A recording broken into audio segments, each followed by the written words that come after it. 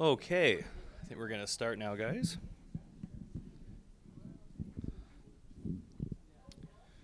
Or I should say we're going to start now, peoples. I think that's the Trudeau-friendly approach to... No, good jokes there? No? Okay, fair enough. Okay, well, I'd like to thank everyone for coming out. Had a few people write to me and say that apparently there's a blizzard, either was here or is coming. Either way, it was a little messy today, so I thank everyone for making the trek. I just want to give a few shout-outs here. We notice we got Dave Burrows here from TVSN, I do believe, is the Video Show Network. And we are now live streaming, so that's exciting. We've been brought into the 21st century, so that's a lot of fun.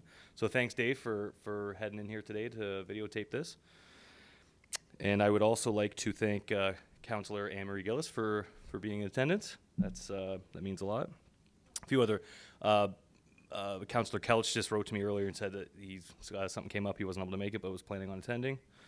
And I would also like to thank the Observer, the Journal, for also being here. So if you're looking to get quoted afterwards, maybe they might want to chat with you. Kathy, hi. Hi. Okay, so just a few updates for the Sarnia Historical Society before we jump into this, and then I'm going to kind of explain the layout of what we're going to do this evening and why we're all here. I just want to give a quick shout out to Jim Russell, who is assisting and has really taken over the Canatera Binder project. And I don't know for those who have been following along, but Jack Frazier, who wrote these binders over 20 years ago now, there's been a small group of us that have been writing them up and as he's handwritten them. And Jim Russell's really kind of taken the bull by the horn there and has been doing a lot of work on it. And with speaking with Jack Frazier back in November, we said, hey, we're going to really kind of get back into this. And we essentially said, if you don't do this research, he is the quintessential, most knowledgeable person I've ever met about Canatera Park. I said, so if you don't do it, it won't get done. So now he's kind of taken this as a bit of a challenge, and we now have the 10th binder, which is, he did since November. It's over 300 pages of handwritten notes that, unfortunately for Jim, now has to go and type up. So I apologize, Jim, and thank you all at the same breath. And so there'll be lots more coming on that. I think the research is going to last well into another year for that. So that's going to be really exciting when it comes out. And I'm really looking forward to that project. And Jim has been a huge help on that. So I just wanted to give him his dues. So thank you so much, Jim. That's been fantastic. Oh, yeah, we can do the clap thing. That's right. There we go. Perfect. Thank you. Also, I'd like to introduce tonight Natalie Cataford. Where are you at? There she is. She's our latest board member. And also Megan Reelsmith, who's in the back there. She is also a new board member. So that means that Phil and I are officially outgunned. And so it's good. I'm really looking forward to it. It's a lot of fun. Erin Wiley as well. Yes, sorry. Erin, I'm pointing you out there.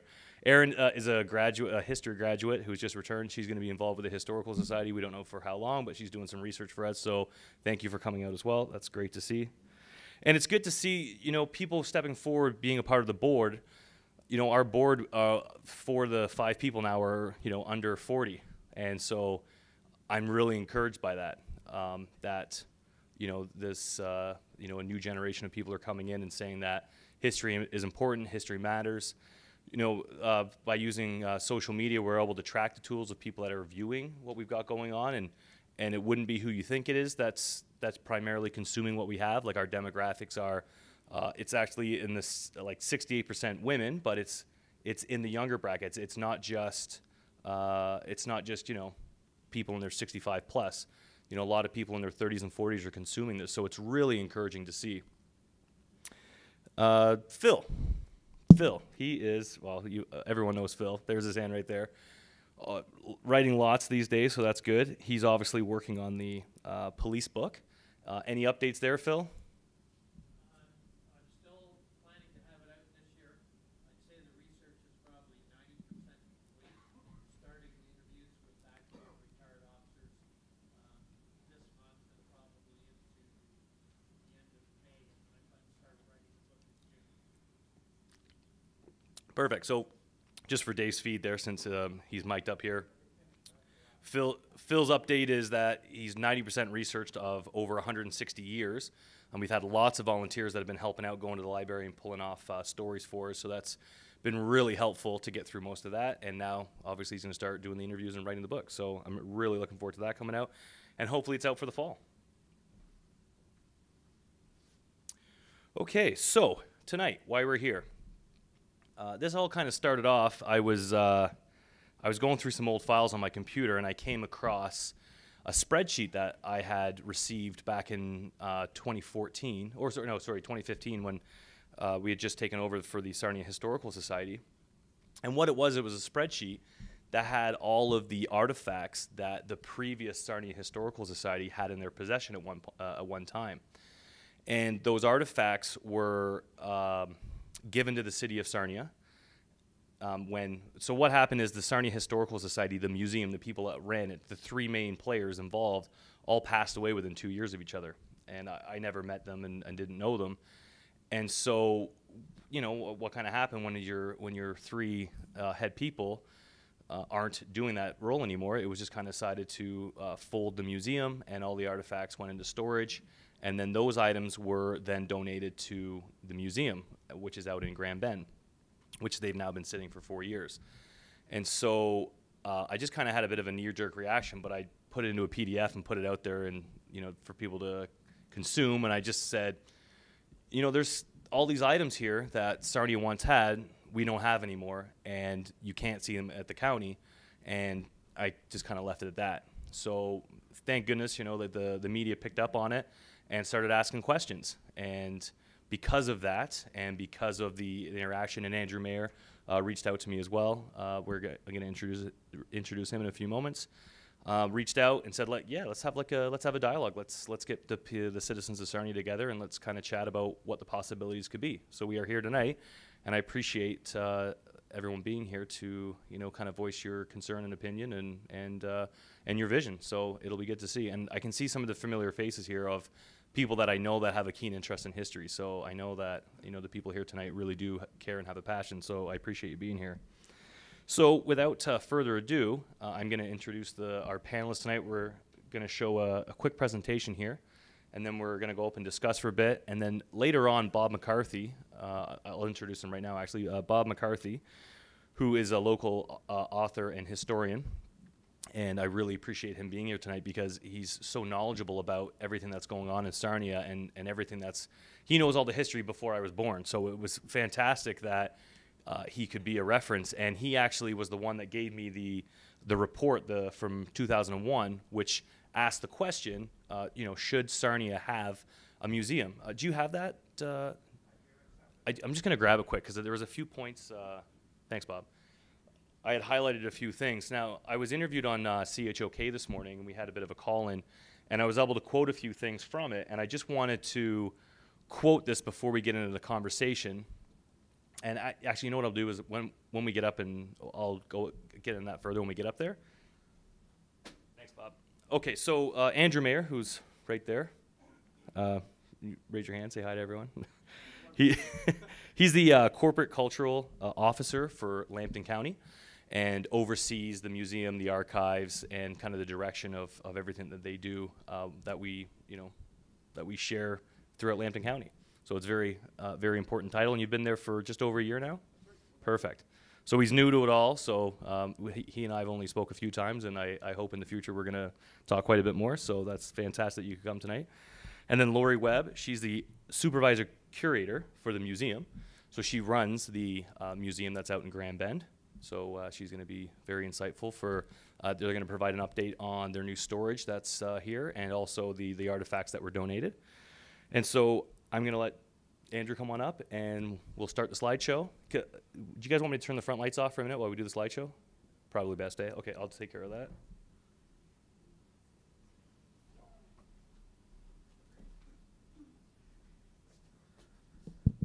Not as tall as Ron, I realize. Good evening, everyone. Thanks for having us, and thank you to Ron and to the board for inviting us to participate in this discussion. Clearly, the Sarnia Historical Society is a very passionate group, and it's exciting to see that. And we as part of our strategic plan that Lori is just handing out right now, one of our priorities is to engage and work with community groups. Museums, libraries, cultural institutions are only as relevant as the communities that they engage with. And if we're not relevant to the community we serve, then we need to work with the community to ensure that we're meeting the needs and interests. So tonight we just wanted to share a few updates, as Ron alluded to there. Lori right now is just passing out, we recently put together our annual report for culture that outlines some of the accomplishments we've had in the last year and sort of where we're going as a division. And what we're looking to cover tonight is just give you a bit of an orientation as to what the Cultural Services Division entails, because when we know sort of the scope of the work, we then see opportunities that can present themselves, and that's really why we're here tonight, to see how we can explore opportunities to support the great work of the Society that the board has coordinated.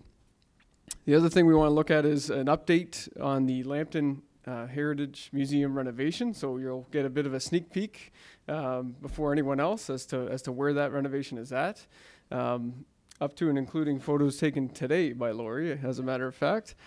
We'll also provide a status update on that Sarnia Historical Society collection. So as Ron mentioned, that was brought to light. We wanted to address some of the concerns that were brought forward and talk about opportunities to showcase that collection within Sarnia.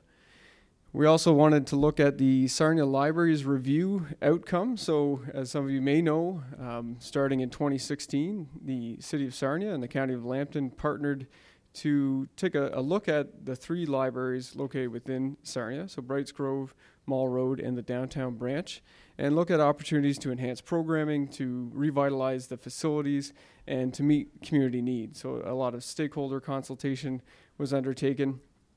And there were some recommendations that really relate to the conversation we're having here tonight. And then, of course, as Ron indicated, we'll be open to any questions that you may have. So as outlined in the report that Lori had just circulated there, the Cultural Services Division looks after the 26 library branches located throughout the County of Lampton, including the 3 here in Sarnia. And I won't spend a lot of time on this. A lot of it is in the package that you have in front of you.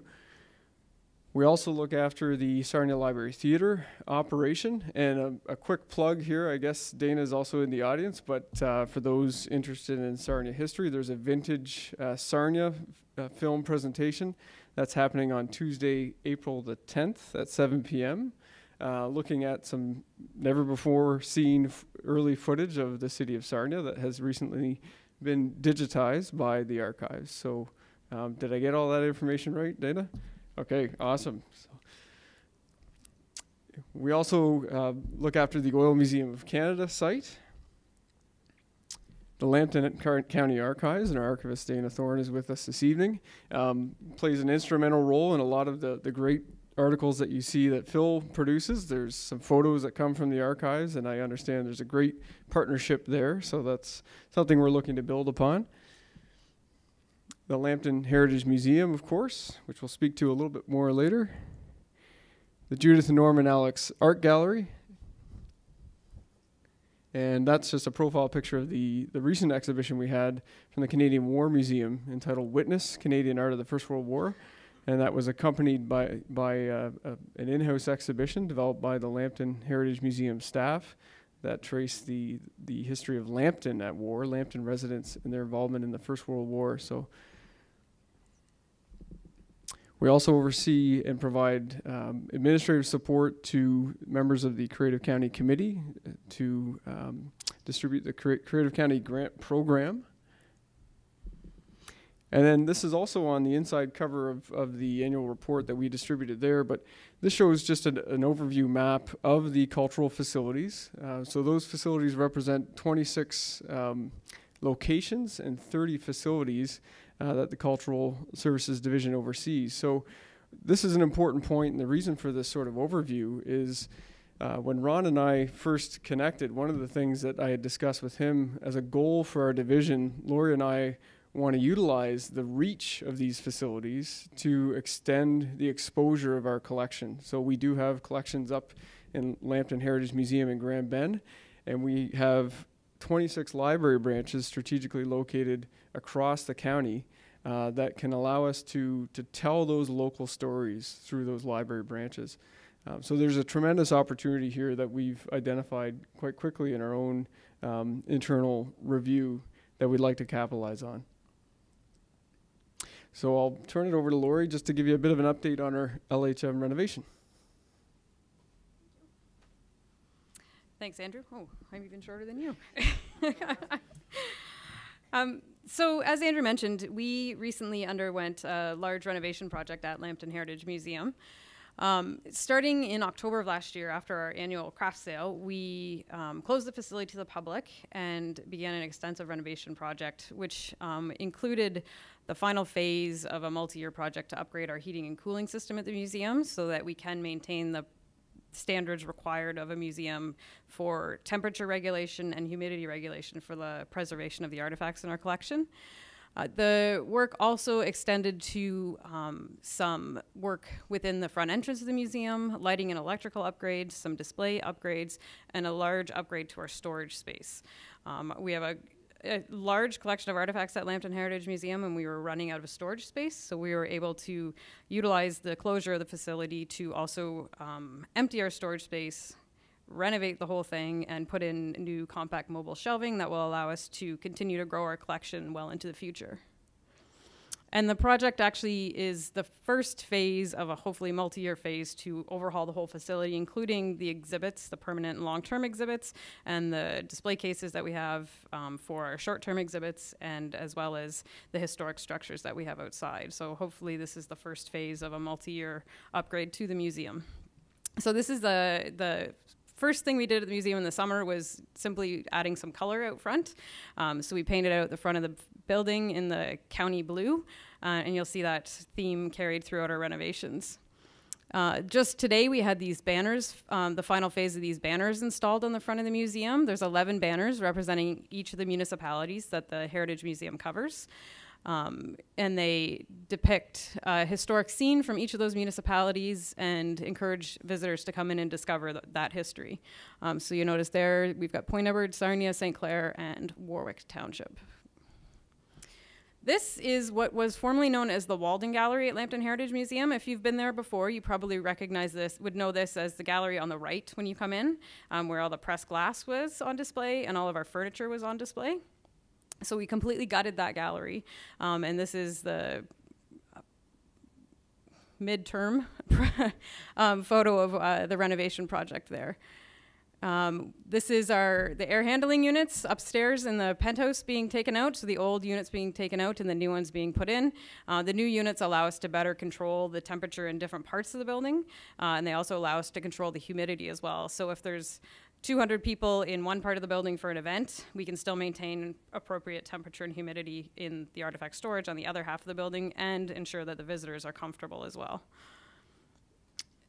This is the installation in the former Walden Gallery of the new compact mobile shelving units that we had purchased. So this is what they look like when they were finally installed. So we've expanded our storage capacity of the museum. We've probably doubled our storage capacity, I think, at the Heritage Museum. So we have the ability down at the far end, down here you'll see these are wide-span racks that we can actually store all of our furniture on, so that we can rotate it on and off display.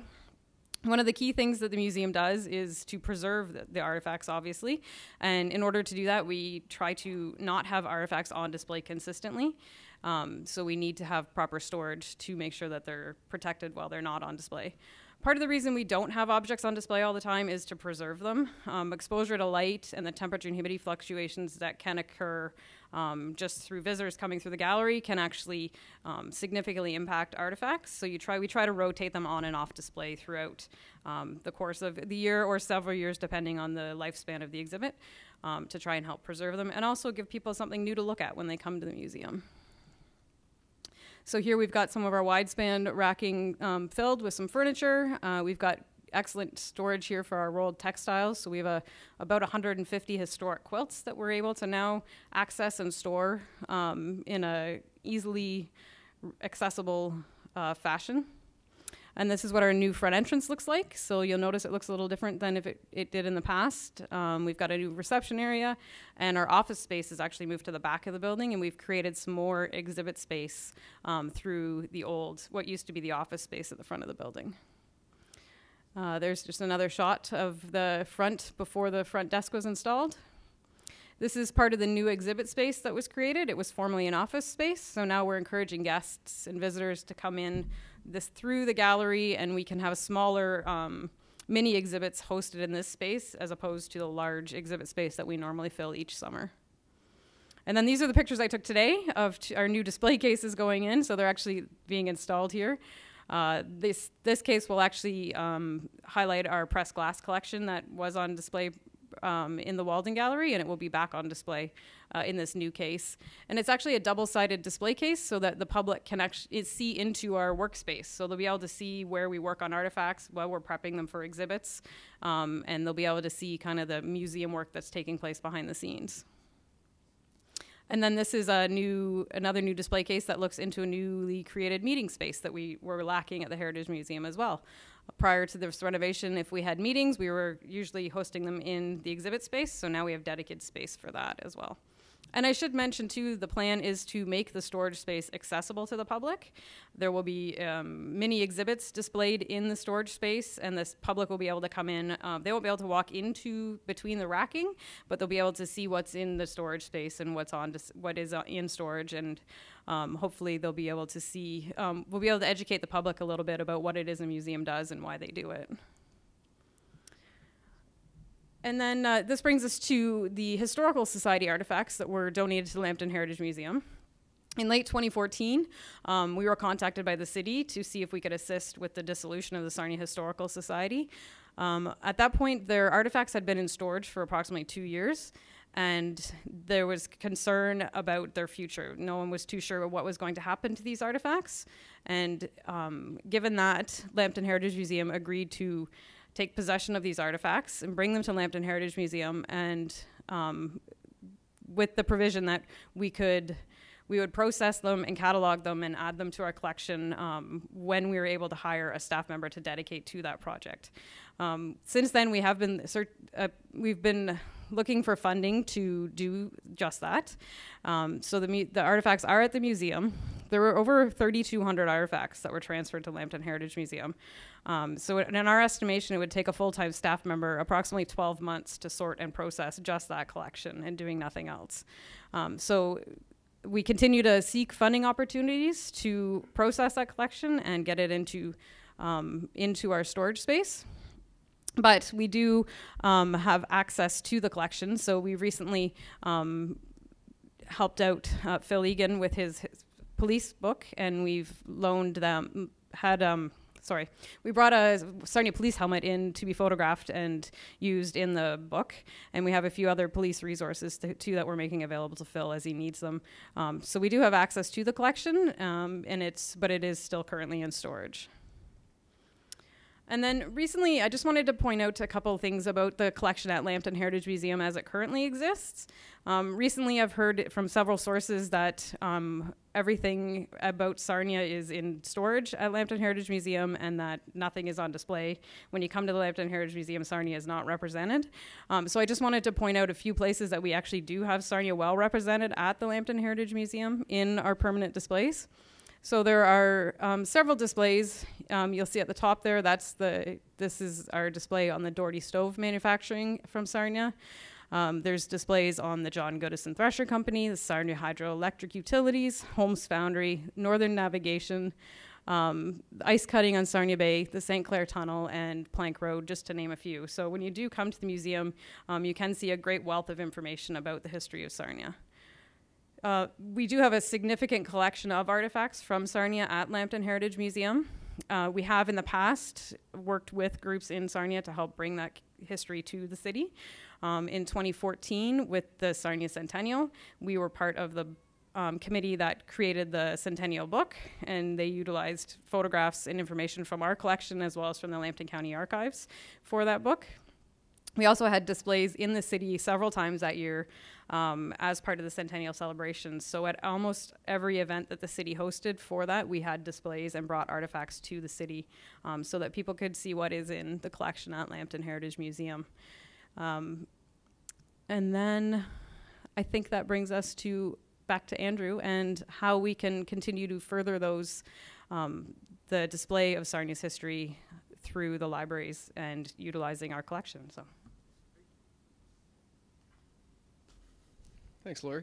So I'll just pause for a moment and go back to the renovation, and just to provide some context, it's important to point out that those renovations represent the culmination of years of planning, and I credit council for setting funding aside to get to that stage and to undertake that significant facility renewal.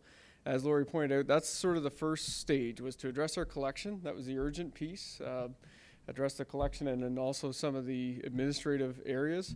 Our next phase, and it relates to this, Sarnia Library's review, is the exhibit renewal. So while Sarnia is very well represented at LHM, we recognize there's a need to refresh those exhibits, that people will not return to the museum if they see the same thing. So we've got a plan in place as a next step to sort of refresh the exhibits, look at how do we integrate new Sarnia content, such as the pieces from the collection of the Sarnia Historical Society, and then how do we better perform outreach within the community. And that's where the Sarnia Library's review ties in very nicely. So as I mentioned previously, in 2016, the City of Sarnia and the County of Lampton partnered and engaged a consulting firm, LGA Architectural Partners, and Stephen Abram with Lighthouse Consulting, to look at the three libraries. And for the purposes of tonight, we're focusing on the downtown branch. With the downtown branch, the consultant recognized that it was truly an anchor in the downtown core. It was an economic generator. It was a source of community pride and identity. And the recommendation, as a result of the review, was to further invest in that facility, revitalize that facility, reimagine the space. Obviously, over time, the needs for a library change. So the physical collections decline as our e-services are skyrocketing. People are accessing books online, magazines, movies, music. So that space, it allows for opportunity to reimagine that space and determine what are the next steps for the branch to ensure that it is a vital community hub, that it's relevant to the community, and it meets the needs and interests of the citizens. What was recommended by the consultant was a number of things, but for the purposes of the Historical Society, one point of interest was integrating historical displays. There's a feeling that there's an absence of representation of the history of the city of Sarnia. I think that's echoed by the Sarnia Historical Society. It's an opportunity for a source of community pride and identity to be highlighted within the branch. So the consultant identified the sort of front entrance space, so your first impression as you walk into the space, for historical interpretation, as well as the area when you step off the elevator on the second floor. If you're familiar with the branch, it's somewhat of an awkward space, and so it's an ideal location to really look at integrating historical images of Sarnia, information, etc. So and that really supports the community hub model. So library is more than just the traditional role of a library, but a destination for the community. And we'll wrap up here with an example. I can speak from my own experience. So my former life, I was with the municipality of Strathroy-Caradoc. This is what was accomplished in the community of Strathroy. So there was a Sarnia library there. We integrated museum historical displays as well as art gallery exhibitions. It involved the sort of a renovation and a rethinking of the space in 2006. We further expanded that space in 2012 to integrate social services in partnership with the Ministry of Community and Social Services.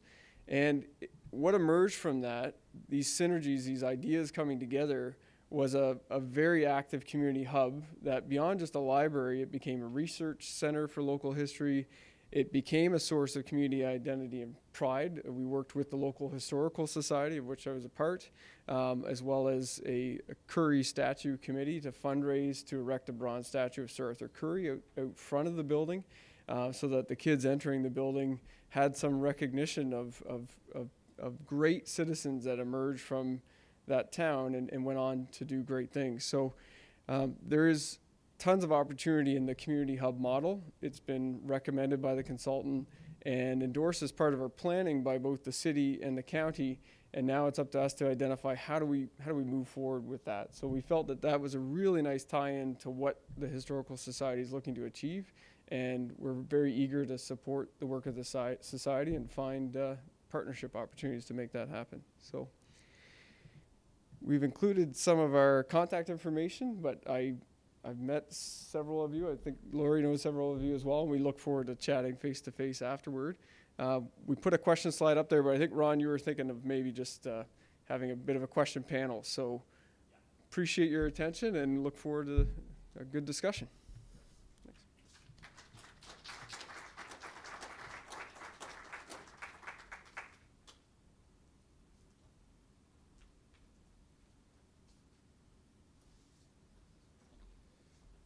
Thank you.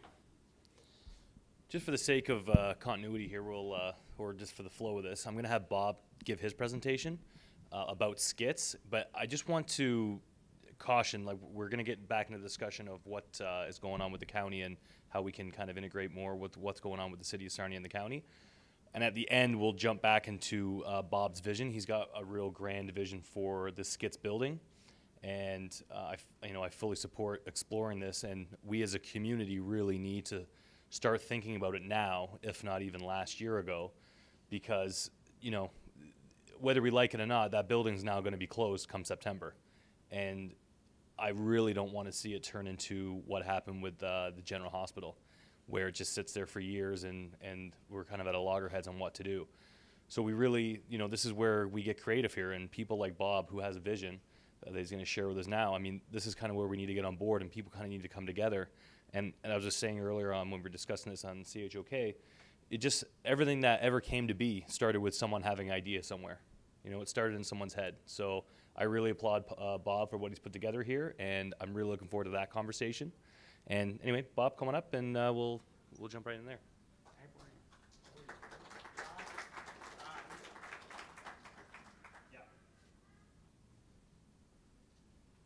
Before I say anything, well, I'm saying something, so that's not right. Before I start what I was going to say, I want to commend the two people who have already spoken. They are forward visions. They're looking to involve the libraries and so on, and that's a good idea. However, there are more than 3,200 items that we're aware of out at the museum, and there are a lot of other items around the city. A number of years ago, soon after I retired, I started telling stories about Lampton and would always have somebody come up after and say, I've got this or this or this at home, but I want it to be put on display in Sarnia so that people can see it from Sarnia. Like it or not, city people do not tend to want to go a long distance to see something, where county people will come into Sarnia. We know that's true. But there should also be, in a population, I don't know what it is now, I think it's about 70 or 80,000, somewhere in there, a population that large, there should be a location where artifacts can be displayed. And I think Strathroy was a place where there recently was a very good school, an old school, a school with very distinctive features that fell to the hammer ball. And I don't think that should happen to SCITS. There are a number of ways to rescue it, but there obviously are ways that may cause some people to think about dollars and cents, because we have to think about that, and to think about the neighborhood, to think about other uses for the property, and so on. I'm going to suggest something that ties in with the idea of a museum. And I'm going to read this because I sat down recently, and I am getting older, so I forget a little bit. But I sat down recently and wrote out a few notes. On October 22nd, 1922, Sarnia became the home of Sarnia Collegiate Institute and Technical School. Ron, I'm still on number one. That is one. These younger people need to be trained a bit more. Built by local tradesmen at a cost of $700,000, $500,000 of that came from the city of Sarnia, which wasn't a city then, but from the city of Sarnia coffers. It was a city, pardon me, 1914. A front page headline in the Sarnia Canadian Observer, as was called then, read, "The greatest event in the history of Sarnia with the opening of Collegiate Technical School." Okay. Okay, Ron? Join me as we visit SCITS on the day it opened nearly 100 years ago. The bright rays of an early afternoon sun reflecting off the wide front of the red brick wings of the new school. So impressive. The spacious white stone steps, the wide, gently sloped stairwells, interior brick pillars and archways, classic classroom doors, their transoms framed with wood molding. And for younger people who don't know what a transom is, take a look and find that out later on. Don't pull out your phones right now, though. On to slide 3. Passing one of the commercial classrooms, the clicking of our heels on the floor of the hall seems almost to echo the tapping of the keys on the typewriters. On to the technical department. Slow down. Take time to look at the lathes and planes and saws, all electrically driven, very unusual for the time. From there on to the 2 gymnasiums, where blue-clad, uniformed teens bend bodies at the behest of their teacher. Next, the new indoor swimming pool, which is still there. How large, comfortable, and splendidly lit it is, a glittering glimmer coming off the green and white marble bottom.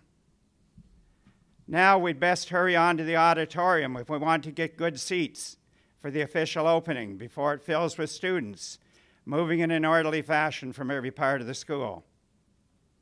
A few minutes after all are seated, Principal D.A. Campbell announces the opening of the program, the Lutspiel Overture by Bela Kellar, to be played proudly by the school orchestra. And music has remained a very important part of that school for nearly 100 years. Following the musical presentation, the principal commented on how remarkable a day this was for Sarnia. That Providence must be shining down on this new building. He concluded that the new building encompassed the most comprehensive and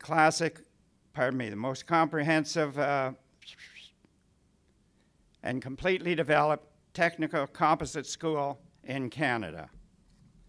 That was 1922. Built nearly a century ago to house 700 students, and it's being closed because they couldn't get 1,000 in there, and they had too few.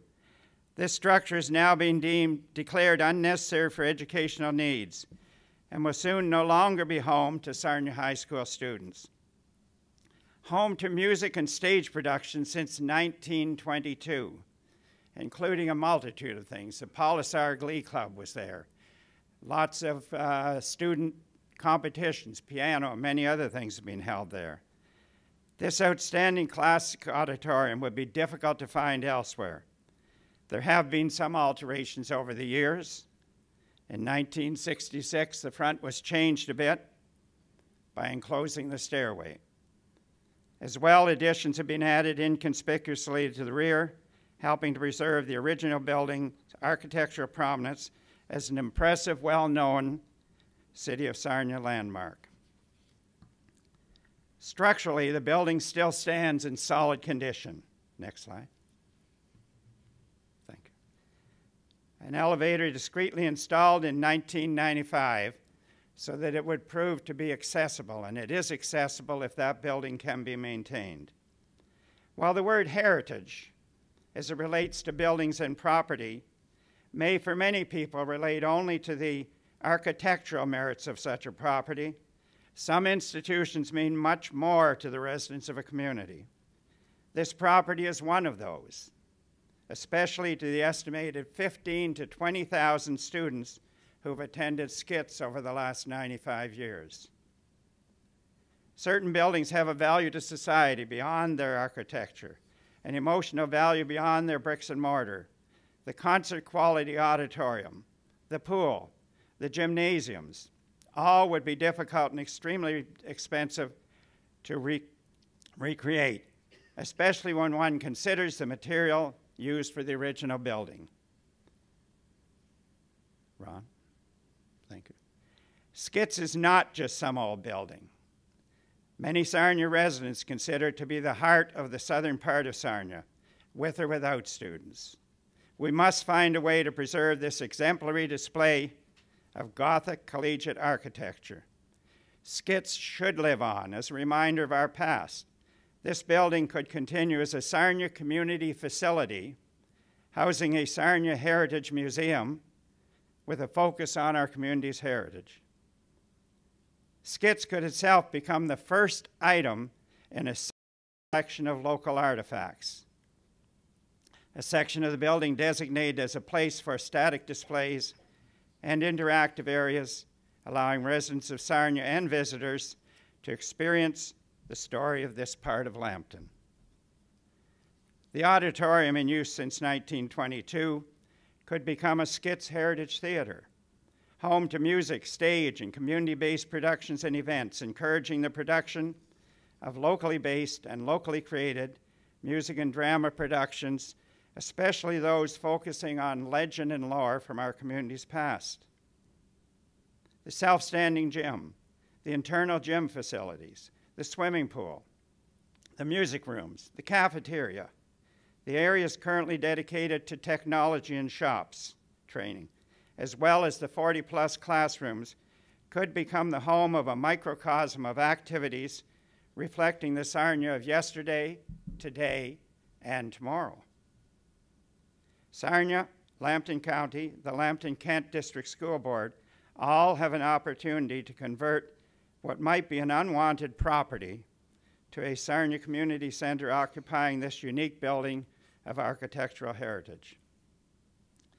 With a focus on Sarnia-Lampton's historic and cultural past through static museum displays and interactive areas, there is an additional opportunity to present our local legend and lore both through music and words on a stage which is itself a part of Sarnia's heritage, as well as through storytellers and technology in the rooms and along the halls of this building known by many generations of Lampton residents as SCITS.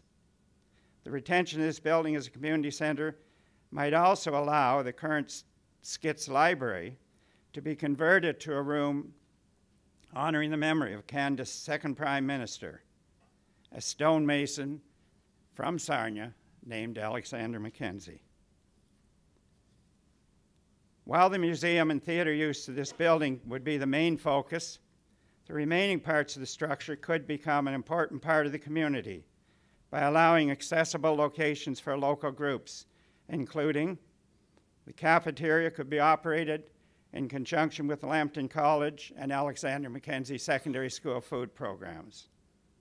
Technology shop areas might be leased by related groups in the Sarnia area, whether they be woodworking, auto-related, or whatever. The swimming pool could become a part of the City of Sarnia Parks Department and or the Sarnia YMCA.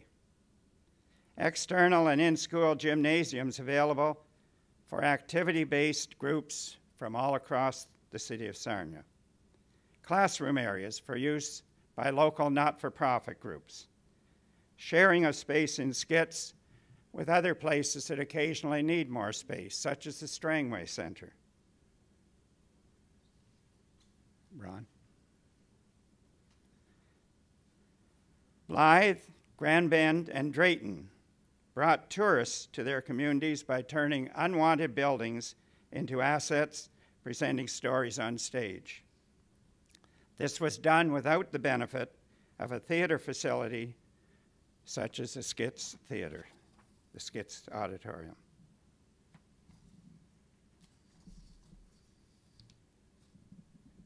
Imagine a few years from now, a bus tour coming into Sarnia with an itinerary that might include a visit to the Sarnia Heritage Discovery Museum, followed by lunch in the cafeteria, before viewing an afternoon or evening production at the SCITS Heritage Theater, all in the same building. After staying overnight in local motels, this group could then visit the Stones and Bones Museum and or the Judith and Norman Alex Art Gallery before boarding the Duke II for a lunch cruise and a narrated tour along the St. Clair River, meeting their bus near Corunna to move on to visit the Oil Museum of Canada before heading home. We have an opportunity to see this happen, to attract more tourists to Sarnia Lampton. We must act before the opportunity to save SCITS disappears. What better location for a Sarnia museum than SCITS? And I'm going to throw something else out here that somebody mentioned the other day. Perhaps the current City Hall, which is not really large enough for everything that goes on there and all the personnel, might be sold, and the City Hall might move in to take over part of the SCITS building and build the museum, the theater, and everything else around, including the swimming pool. Go ahead. And I'll leave it there for now. I do have a few notes that I had made related to how the rooms might be used, but I'll leave that and chat with somebody later on about it. And I'll be open to any questions when the panel moves up onto the stage. Thank you.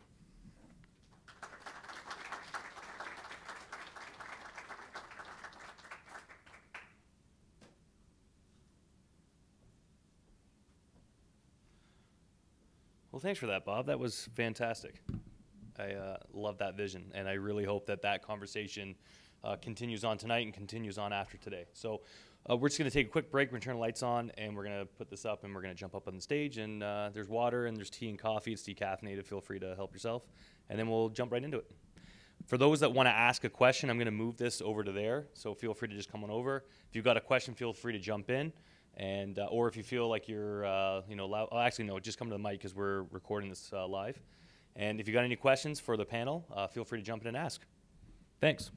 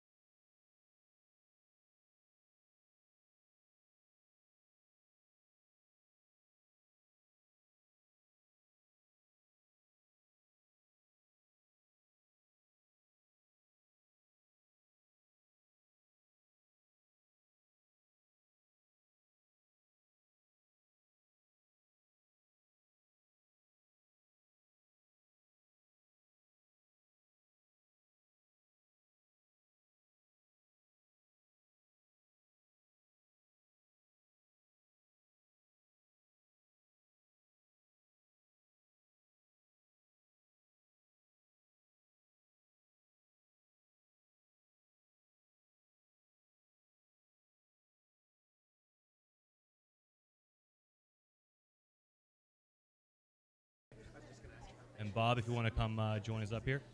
Neil, do you need a few more minutes with Bob there? You sure? Perfect.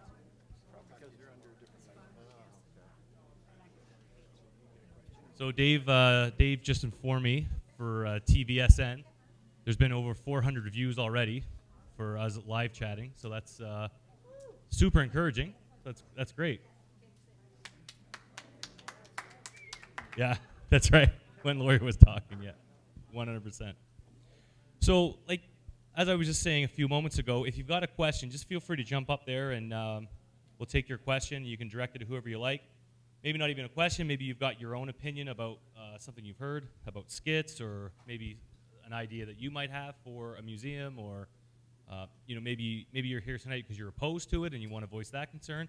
I certainly had a lot of those people today on CHOK, so not a problem having that conversation either.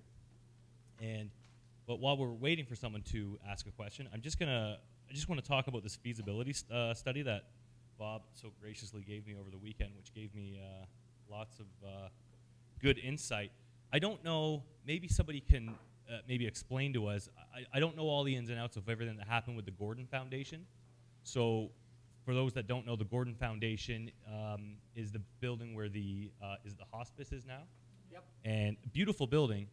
That was in this report, the report's kind of based around that because that building was apparently going to be donated to the city and county for a museum. And it talked all about how the Sarnia Historical Society need to work with the county and the city to kind of bring that to into fruition. And it never really happened. So I don't know what happens in the 18 years in between this report and now. So I'm going to jump in a few moments, but we do have a question here. So jump in and ask your question or make your comment. Thanks, Ron. I have a comment and a question, if you don't mind. Go right ahead. I did read the report today, all 91 pages of it. Awesome. And I found it quite interesting. Of particular note that's resonated within myself as I read through that report was the fact that it takes a lot of planning to have a museum that's viable. And in reading through that, I liked how the person that put the report together used those 4 comparisons. And the one that I liked the best was the fact of the baby steps being taken. And I personally feel with Mr. Mayor and Lori and the work that they've done in effort in partnershiping within community, I think it's a great idea for a baby step and get something going in Sarnia. I've been a museum lover all my life. I used to visit the museum in Chatham every Saturday on my way through. History is a big part of my life, and living in Sarnia, in the Sarnia area, I do not live in the city of Sarnia, but I was surprised with a population of 74,000, I think is on the sign, or 73,000, that we didn't have a museum. Quite surprised at that. So I am very excited with what the county's proposal and the partnership would be in bringing Sarnia's artifacts back into the city of Sarnia for the people of Sarnia, the citizens of the city of Sarnia, to be able to enjoy and feel their pride.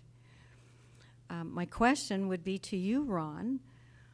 I was surprised to hear mention that there were people against having a museum in the city of Sarnia.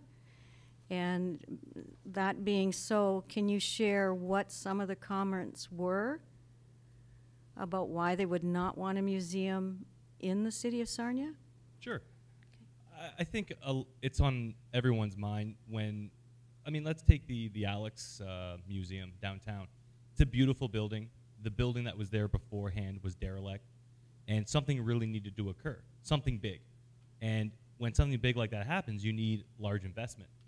And so when the county and the city got involved, you say the word investment, a lot of people say that means tax money. And that's exactly what it is. And as a taxpayer, myself, as everyone is in this room, I mean, that's what it really is. At the end of the day, this is going to be about money. And so the naysayers that were calling in today, and I don't disagree with them, they're saying I'd rather infrastructure. I'd rather potholes get fixed. And my response was, like we should be able to walk and chew gum at the same time. And we should be able to allocate resources for things that matter. And my wife said to me afterwards, my wife always has a really good idea of taking what I fumble through and then articulates it the way I wanted to say it actually. It's a great tendency she has. And she talked about there is, maintenance that needs to be done, roads, whether that may be, and cultural maintenance. So there's road maintenance and cultural maintenance. And I think within a budget, we should be able to have both. I mean, really, what are we paying taxes for other than just getting roads fixed? We're investing in our community, we're investing in our kids, we're investing in our culture and our heritage. And so, those people can call in, and they're right to say it. Like, infrastructure does need to take place, right? Like, your car needs a road to drive on, and I don't have a problem with that. But we also, we need to be able to do multiple things with what we pay with our taxes. And I'll be honest with you. If you look at what we pay in taxes as citizens, I know we had a 4% increase and maybe a 2% coming from the county. Sarnia and Lampton County pay relatively low taxes in comparison to most of Ontario. And so I know we've always, the city's always kind of had this mentality of keep the taxes low. And as a taxpayer, I can totally appreciate that. But at some point, we do have to spend money on things that matter. And I'm just of the mindset that culture matters. And I don't have a problem paying these two fine folks up here good money to come to work every day and take care of that. Somebody's got to do the work. Thank you for your question. Thank you very much. Do you guys want to speak to that at all? Oh, Anne-Marie Gillis is, Councillor Gillis is approaching the mic. Unless she's going to the bathroom, that's really awkward. No.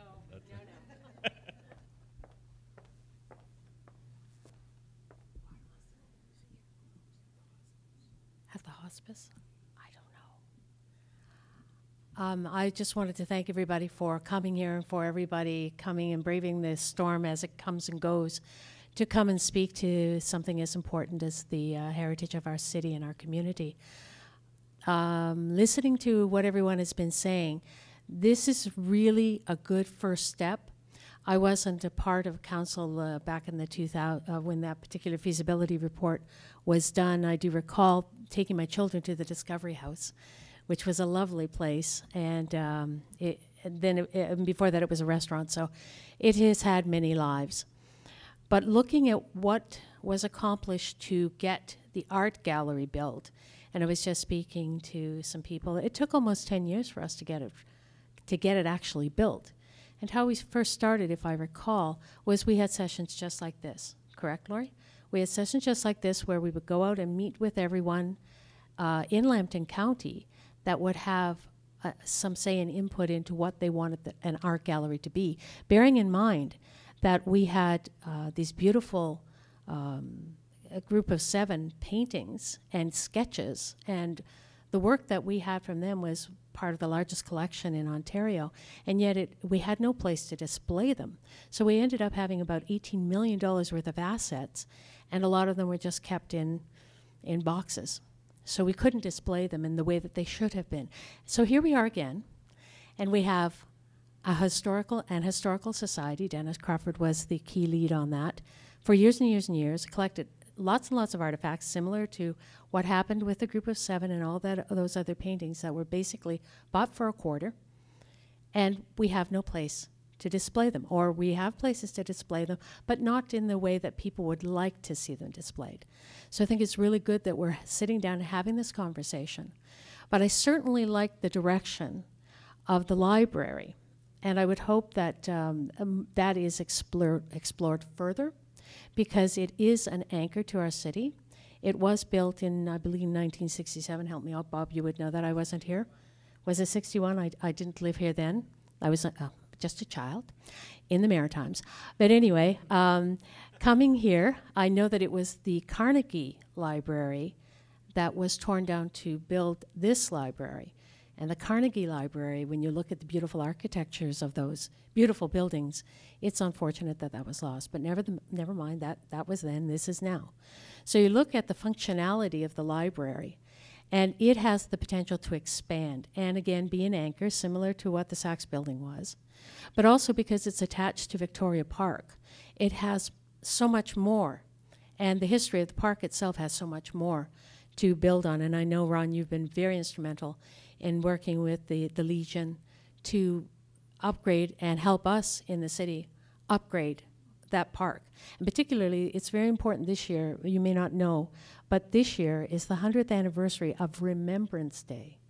So that park is taking on a whole new meaning to the city. And you will see that on November the 11th. So just adding a couple of words, getting too long-winded, I know, but your ideas with regard to the SCITS building is right on point, Bob. And knowing that the Heritage Committee is looking at that because we're hoping to designate it as a heritage building, and Ron has sat in on those conversations. But also looking at the fact that the library can be so much more than it is right now. And looking at what other large cities are doing with their libraries, they're making them almost their cultural hubs. And maybe that's what we can do because we have that building. It's got good bones, but it needs to be expanded. And there's so many opportunities for SCITS that we could just go on and on. So I just leave you with that. Thank you. Do you want to kind of pick up on what integrating our own library could be?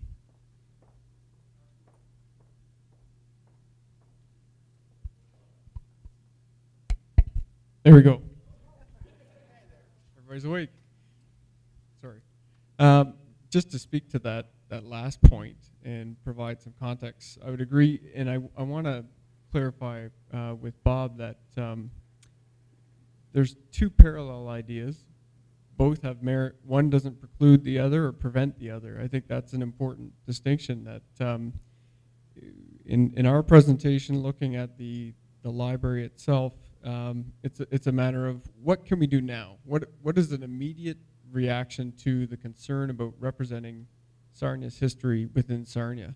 And to go back to that Strathroy model and to speak to sort of the study that was done and those sorts of influencing factors. In Strathroy, we had a museum and a heritage home.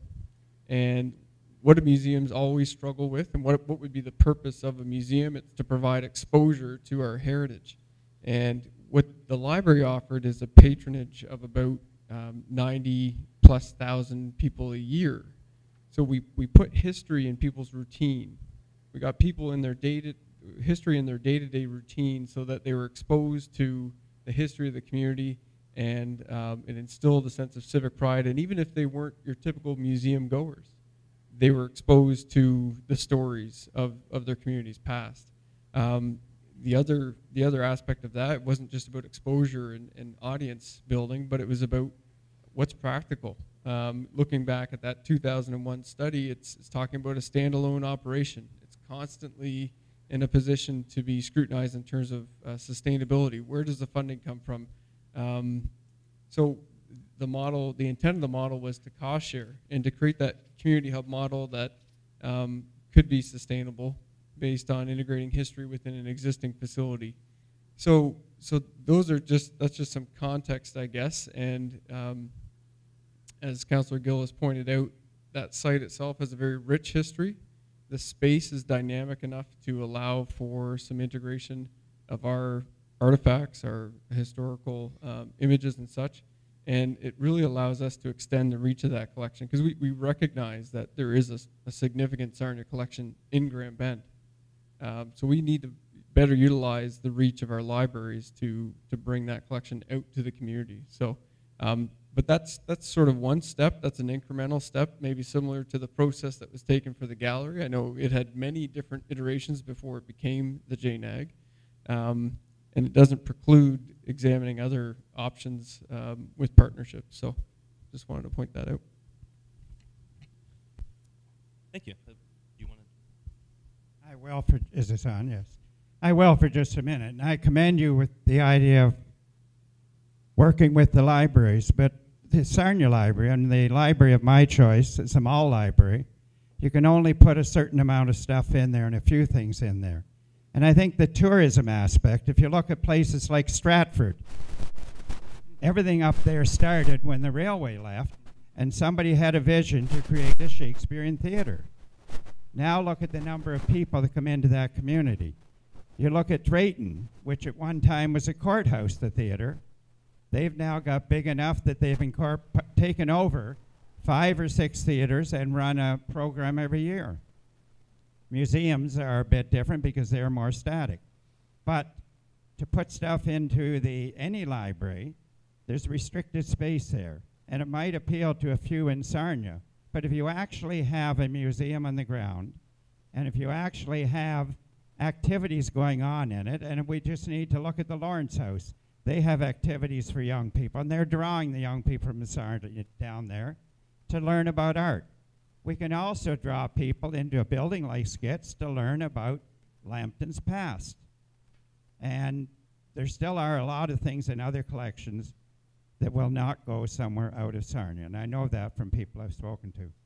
The other factor, and most important factor, is that very soon SCITS could be gone.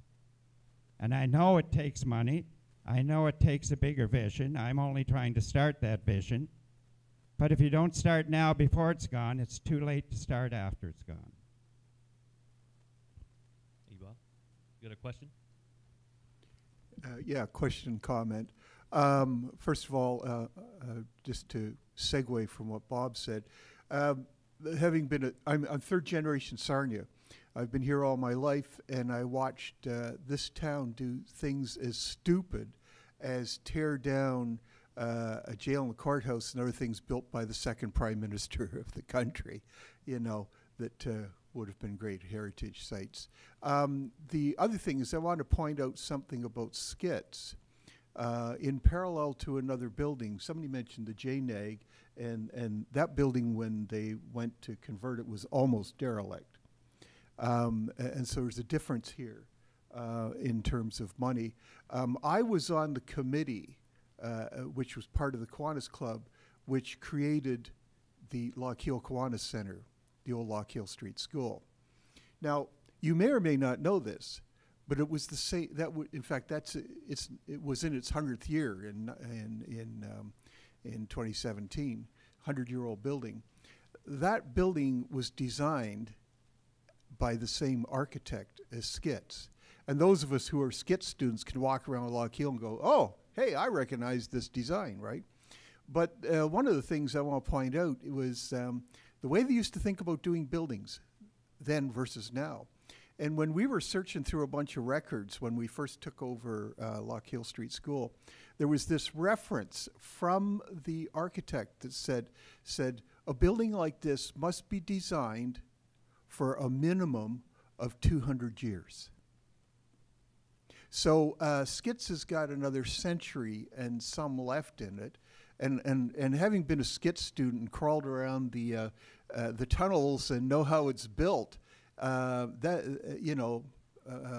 that's a substantial building, which will probably cost not that much to convert over to another purpose. So it's a substantial building, and that's one of the differences between converting something else. Thank you.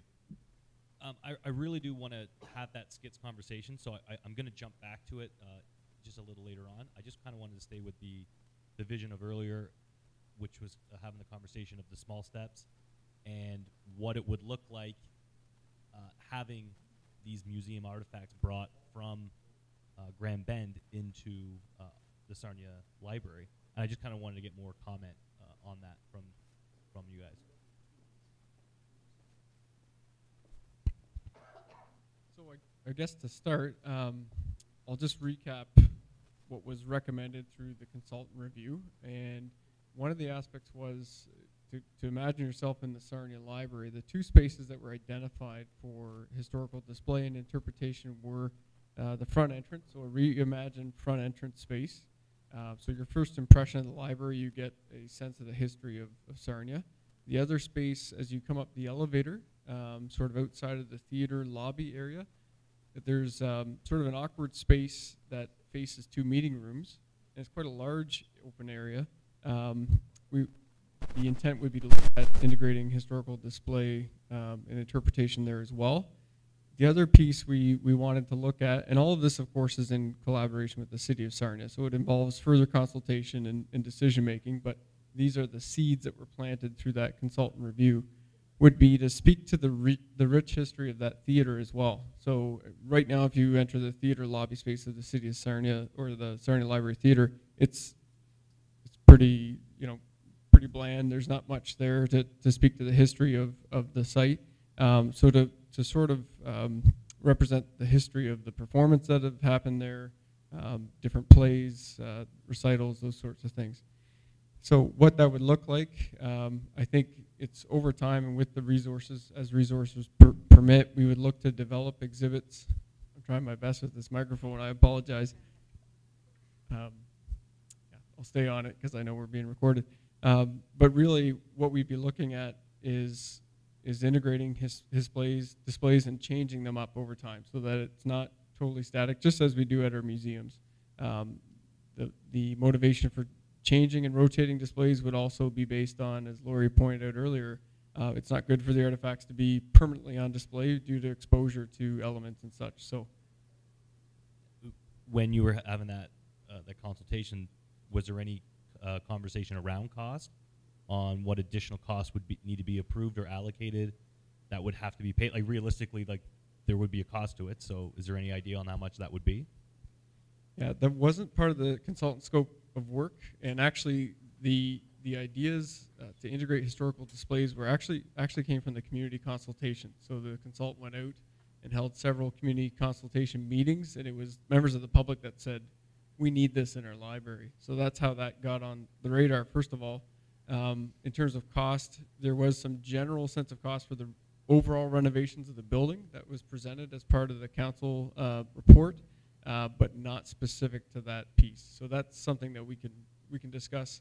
We'd look at what would be needed from the perspective of display cases to make sure that the artifacts are secure, reproduction of images, those sorts of aspects of exhibition development, and perhaps seek grants to support that. So there's a bit of a planning process, and this is just the initial discussion phase.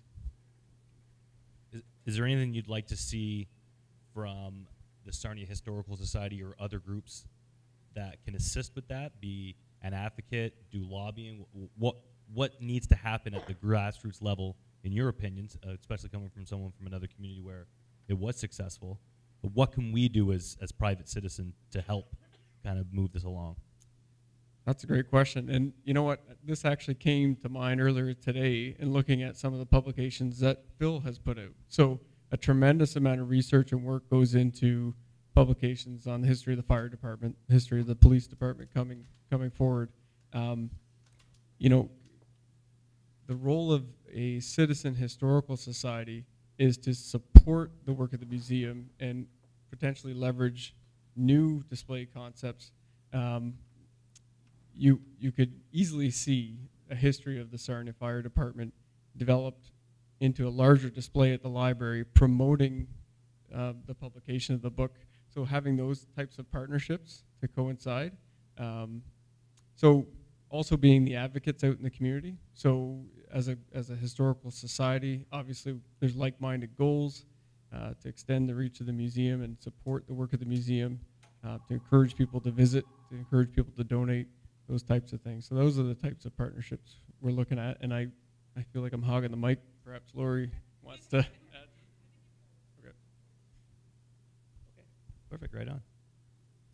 Bob, do you want to? In support of the concept that you're looking at, perhaps some of these could be more interactive in the form of storytellers who might bring certain objects down. There used to be a lady named Sadie Knowles. I never knew her, but a lot of people here probably did, who told stories at the library. Maybe a regular once a month or something like that time when some artifacts would be brought in and the stories of those artifacts told. I'm thinking of things like the O'Meara violin, which I don't know how much you know about the story, but there's a wonderful story behind that. And there are many other objects like that. The 1913 storm, which is displayed in the Plimpton, is it Plimpton Township Museum? That's right. Plimpton, Wyoming Museum. It's displayed there. Some things like that being brought in, not just to be there for people to look at, and especially related to PD days and things like that, where you might bring in a speaker who could tell stories. And that might be a thing to work in with it, and that would make it a bit more interactive.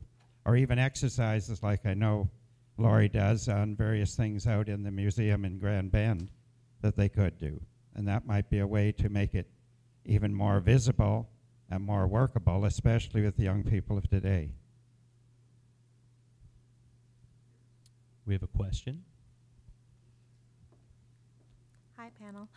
My question is alluding to the timeline that Anne-Marie had earlier talked about with the Alex Museum, the Alex Gallery, that there was from conversations like this to conception, it was about 10 years.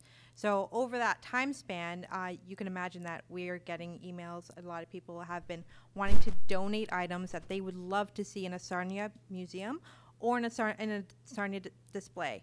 Their issue is they don't want to donate it with fear that it'll end up in Grand Bend and they may not see it again.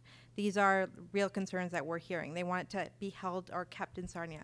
So I'm curious to know if there's any way that Sarnia, the Historical Society, the Heritage Committee can work in a way where we can have a storage facility or a way for these individuals to donate their historical artifacts and keep them preserved but have them held for the displays that we're going to be holding in our cultural hubs at their libraries. Is there any way that we can designate them to Sarnia specifically? Because I'm really worried that people are going to be holding on to these artifacts and then waiting for this museum. Something will happen and then they'll be lost. So that's my question. I think that is actually a great idea. We, in the last few years, have started working with Warwick Township on something similar. They have a museum in Warwick as well. And they had the opposite problem. They were overrun with stuff and they didn't know what to do with it all. So they contacted us to help them to sort through what it was they had and then to become the conduit for the community to donate artifacts that are that will be on display in Warwick.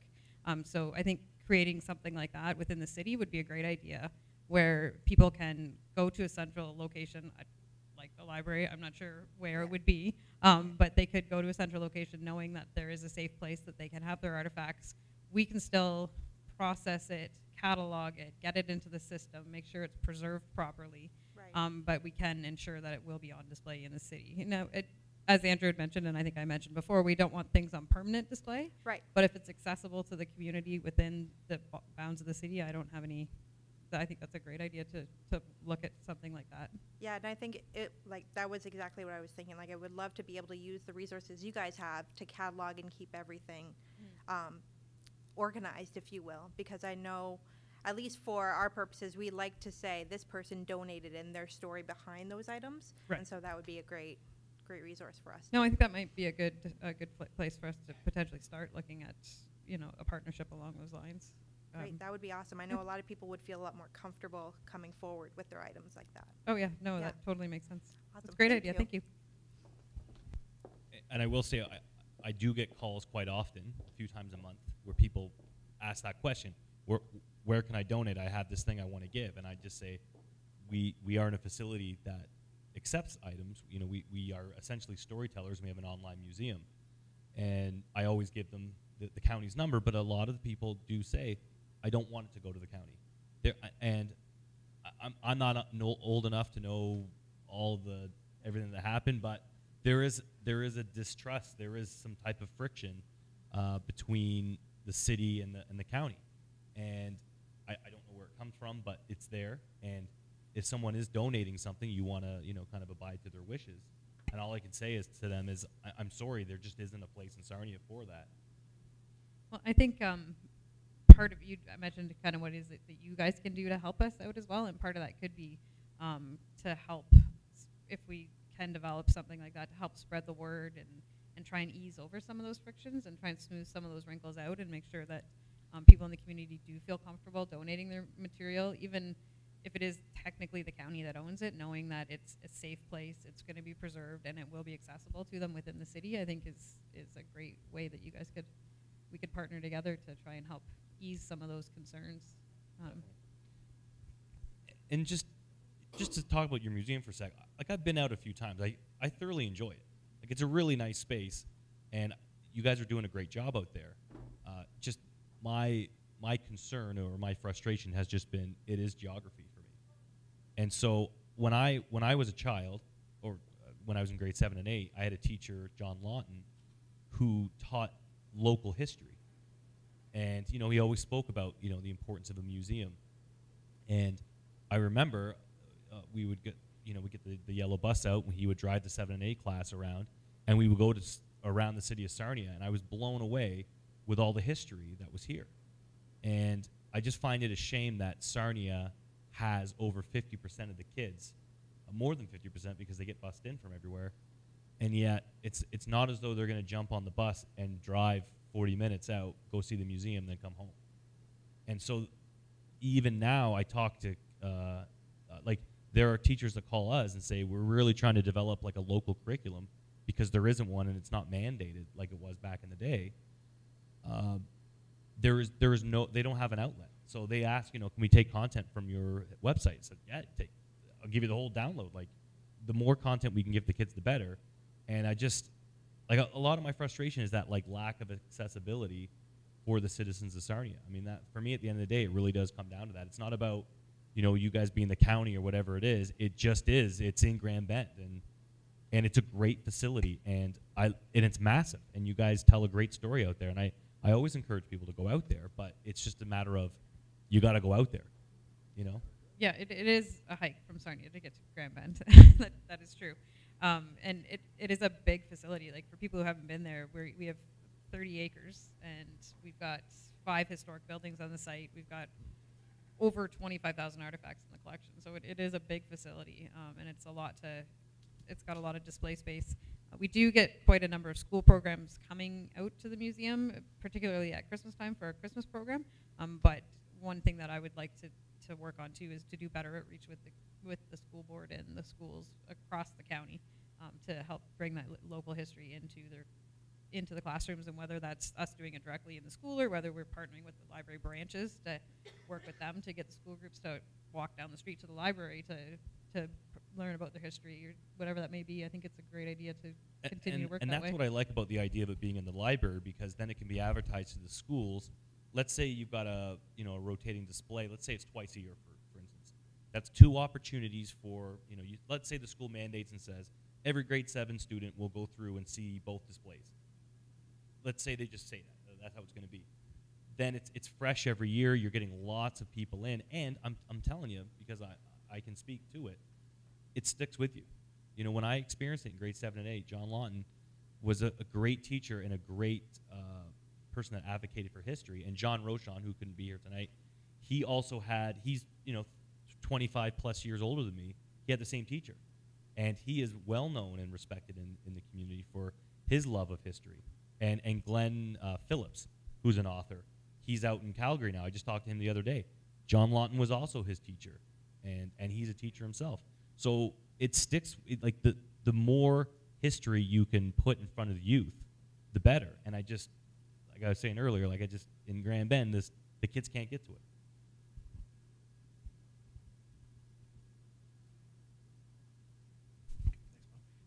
Just to pick up both on the having a presence for history in Sarnia and on the reluctance to donate to LHM, I guess twofold, and just to emphasize sort of our perspective that we've shared tonight. Reinventing how we present our collection at the museum was one aspect of getting over that accessibility hurdle, right? So just like libraries have changed over time, and you may have walked into a library as a young child and you'd be shushed, it's a quiet space. Now it's a more interactive programming space.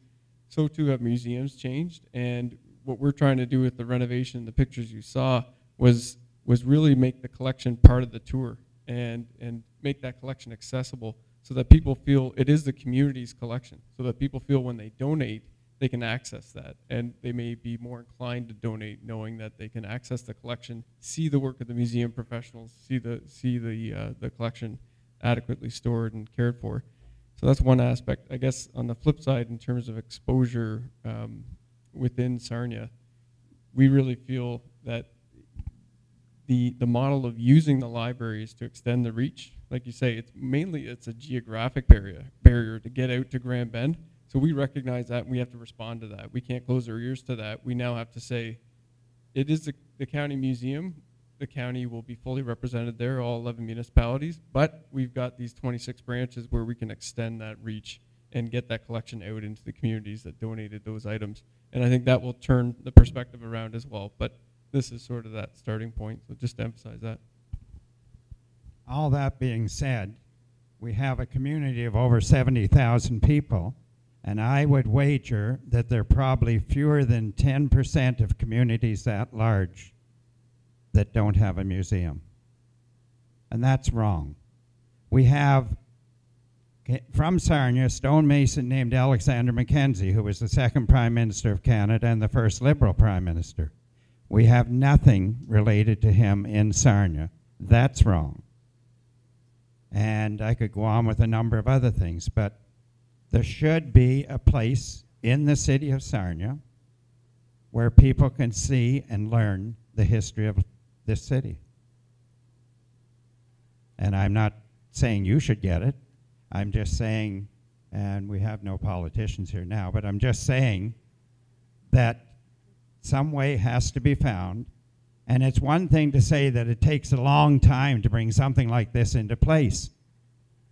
But if we don't do something within the next 6 to 8 months, the SCITS property could be sold and it will be gone.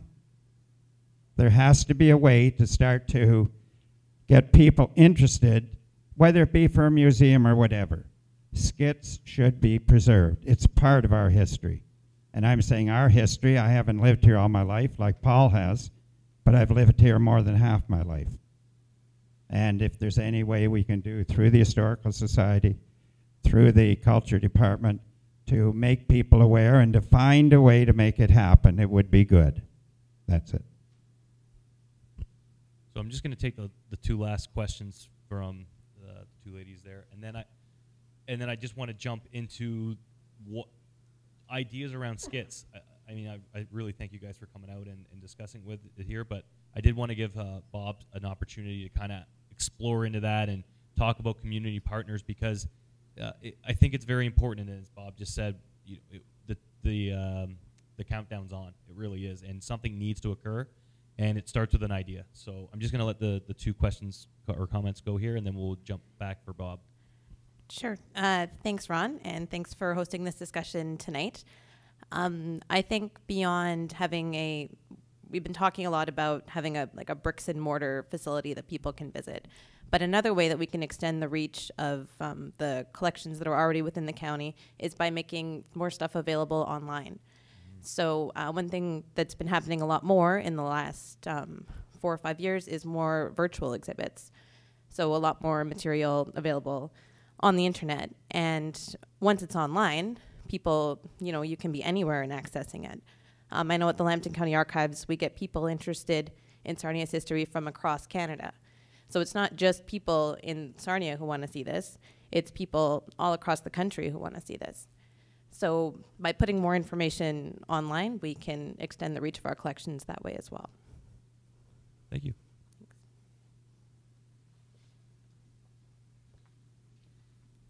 Just a comment. I like what Dana said. I think that's a good idea. I'm thinking about the town of Amherstburg as a historical reenactor with the town of Amherstburg well, I'm still actually one of their historic reenactors to this day, but I've been with Provincial Marine for, I'm trying to think now, about 20 years. When I walk through the town of Amherstburg, everybody is proud of their historic heritage. My question, I wonder, is what has happened to Sarnia that there isn't signs about Alexander Mackenzie's masonry work? They're found in Windsor. You can walk in some of the older districts of Windsor, and they have actual plaques to show what Alexander Mackenzie did. So my input to this would be is I think we need to continue, yes, online is great and virtual accessibility, but I think more word of mouth, more open presentations, making it visible, similar to Oil Museum, for example, and the stickers. How many of you have the Oil Museum sticker on your car?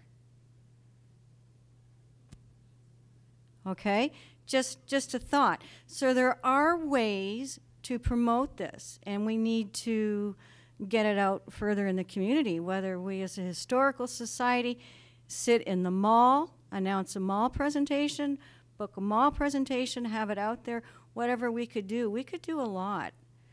I carry Oil Museum pamphlets in my car because I travel all over the place. So I'm in Chatham, I'm dropping them in Chatham. I'm in Windsor, I'm dropping them off in Windsor. Why couldn't we do that for Sarnia and all the great heritage that we have here? Just a thought. Thank you. Yeah, to kind of build on what you're saying there, it just takes people, volunteers, vision, and time. You know, like I got involved 3 years ago with the Sarnia Historical Society, and have been blown away by the people that come up to me or email us and say, you know, I'm really into trains, and this is what my whole life's about. And then I realized that their entire basement's full of like the entire history of all the trains in Sarnia. And Dave Burwell, who's Dave Burwell, sorry, Burwell. Thinking Dave Burrow's over there. Too many Dave B's. Dave Burwell and I worked on a project for over a year where we scanned in his entire collection. You go down to his basement. I won't give you his address, but he's got, you know, I would say an absolutely invaluable amount of historical items down there with his stamps and his postcard collection. And you're just one person, and there's so many of you here. Herb Galloway's here. He likes his fire trucks and has essentially a museum in his house. And you know, you and I traveled out to where did we go? Yeah, and that gentleman out there had 3 fire trucks on his property, and in his garage it was all fire-related stuff. I was blown away. There's so, like, Phil Egan's here, and go to Phil's basement. I know he can't see it, and Lori has to clean it all for him, but that's not an excuse, Phil. His basement is full of, you know, lots of history, and it's awesome. And I'm meeting so many people as I go along, and I'm finding that by being part of the Historical Society, we get the opportunity and the privilege, really, to connect all the dots. And so it is time and effort and people just caring. And, you know, the people viewing online and watching and here tonight, I mean, it's an example to it. And you just have to keep going and doing it. But at the in the other stream of that, history is also an institution. It takes money. It takes bricks and mortar. It takes upgrading the storage unit. And it takes people to get paid to show up every day to do this and catalog. And it's very important, but it costs money. It's time consuming. And we as a community, I think, to get to your point about why it hasn't occurred, it's because, and as Bob's alluding to here, when we come up with, you know, a building that somebody doesn't want to occupy anymore, we just think right away, let's knock it down and put something cheap up. And, you know, I'm an optimist. I'm not feeling very optimistic about SCITS. And I live 7 houses from it. I could throw a baseball. Well, I couldn't, but if I went half the way and then threw a baseball, I could get there. But I live really close to it. So I live in Mitten Village. I'm extremely invested in that property. I'm an eternal optimist, but I don't know if the community of Sarnia has their act together to get it done. I really don't. There's not enough Bobs in the city. And now, if you keep playing the lotto, Bob, you know, at the end of the day, SCITS is going to come down to, we could have the best ideas in the world. It's going to come down to money and effort. And the city of Sarnia is going to have to get realistic about what it's going to do to address that. I know the school board hasn't released the property yet, but it's going to happen. This September, something's going to occur, and the countdown's on. It's on right now, and I don't know what the solution is. I really don't. But meetings like this need to occur because we have to be able to show people that there is an appetite and there's a desire to see the building, stay alive. And with that, I do want to pass the mic to Bob because as we talked on the weekend, you were discussing like the YMCA and other groups. So why don't you kind of talk about some of those ideas, and maybe that'll spur other people to kind of comment. The building known as SCITS has 44 regular classrooms.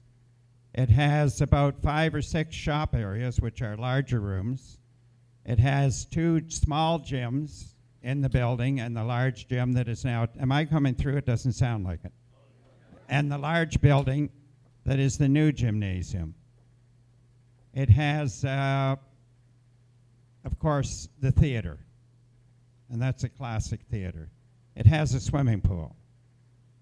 All of those items together add up to an awful lot of resources in one building.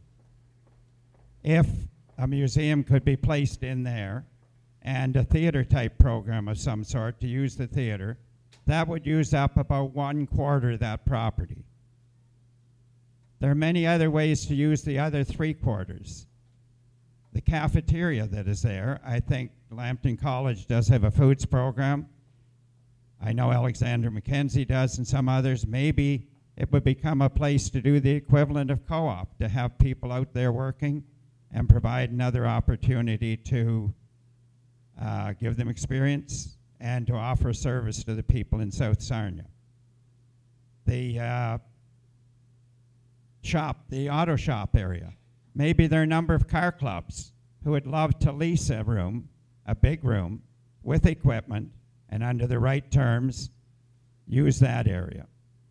If the city of Sarnia was interested, they could move the whole city hall into there and still use only half that building. And it would leave the swimming pool available to be under Parks Department control. There's a good park area out behind, which is a football, sports field, and so on, which could be offered for programming during the summer months, or even cross-country skiing in a small area in the winter months. Who knows? It could be offered for activities for the people of Sarnia. All the vehicles that are owned by the city of Sarnia, they might use the shop area. They might keep all their everything right in there. And I know that the city of Sarnia City Hall now has people who are working elsewhere. And that building to me would look like a prime example of a building to develop a big condominium setup. And I'm sure somebody would be interested in that land that the City Hall now sits on, the land that you can sit and look out over the river. So one might be worth a lot more than it would cost to get the other.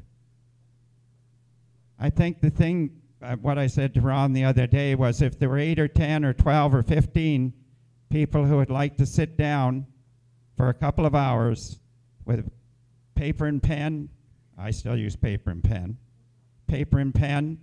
and even using cursive writing for those who still know how to use it. Sit down and bandy back and forth and come up with something that could be presented to the city, to the county, to the Lampton Kent District School Board, to the provincial politician who will be coming up for election soon, to the federal politician who will be coming up for election next year, to all of the city politicians who will be coming up for election soon, and present it, if we can come up with some kind of a plan that is viable and somebody can work the dollars and cents. I know that there are places that you can go federally and provincially to look for specific funding, maybe even museum funding, since it is going to be a museum, all sorts of funding. So I'm offering to be one of those 10, 12, 15 people who would sit down and look at the idea. The other factor here is that in April or August? In April, I believe it is, the cornerstone is being pulled out of the building. If they pull out the cornerstone, they're ready to pull out all the other stones. And I'll leave it at that. If you want to volunteer in any way, Ron, please talk to Ron. So just, was there not something reported in the media at one point that Vision Nursing Home was looking at the SCITS building? Just out of curiosity. I think from what I read, and I didn't read it that quickly or that much, but I had the impression that they might be able to use the space. And SCITS, as a senior, SCITS could be converted into a number of seniors units, whether it be one that has nursing care and meals with it and the cafeteria is there. Whether it be something like that, Vision Nursing Home might be interested in it. But when a building is declared not needed by a school board, it has to be offered first to the Crown of Canada, then to the province, then to the county level, then to the municipal level, then it goes on the open market. So there are a number of other people above that that might prevent it happening. And Vision might go looking for funding to do it too. So why not go looking for funding to keep the building the equivalent of a Sarnia Community Center, whatever name you give to it. Thank you. I think we're going to leave it there if there's anyone else that wants to make a comment. If not. Can I? Yeah. Can I plug the time capsule opening? Yes, sure. So I'm co-chair of the History and Memorabilia Committee for the Great Lakes Secondary School. So I was involved in going through St. Clair High School and culling through all the memorabilia that was there and determining what's going to go into the new school. There is a history and heritage room going to be in the new school, so there will be displays of the history of both St. Clair High School and SCITS High School, and as well as Central High School, because there is memorabilia at SCITS from Central when it closed. And so on April 28th, it's the sorry. On April 28th is the memorabilia viewing event. So we've got a lot of SCITS memorabilia that'll be available to the public for picking up and donations would be going to the students. I think it's mental health funding at the school. So, and then also as part of that event, there's going to be the opening of the time capsule at 11 a.m. on the 28th. And that material will all be displayed at the front of the school so that people can see it. And then the material that's being kept that is going to Great Lakes Secondary School, it will also be available to view as well. And then, yeah, the jerseys and memorabilia and all that other kind of stuff will be available to the public as well. And I believe the athletic department is doing hot dogs and a barbecue at the same time. So there'll be lots of stuff going on that day. Jerseys too. Yeah, the phys ed department selling all the old jerseys and that kind of stuff as well. So. And I think they'll have the St. Clair jerseys there as well for people that are interested. They sell me a building. Wow. I don't know if the committee could do that, Bob, but. Just if I might offer one last comment. We have a museum closer than Grand Bend. I don't know when it's going to be open, Don. When will it be open for the summer month? May? Okay, if you have never been to it, there is a museum also in Plimpton, Wyoming. Talk with Don Poland later if you want to find out more about what's in it. Thank you. Well, I want to thank my panel for coming out tonight, and we have a gift card for everyone that partook today. There you are. And I really hope that this is the beginning of something continued on. I really hope that this conversation continues on and that our relationship continues to grow. And Bob, I hope you win the lottery. I really do.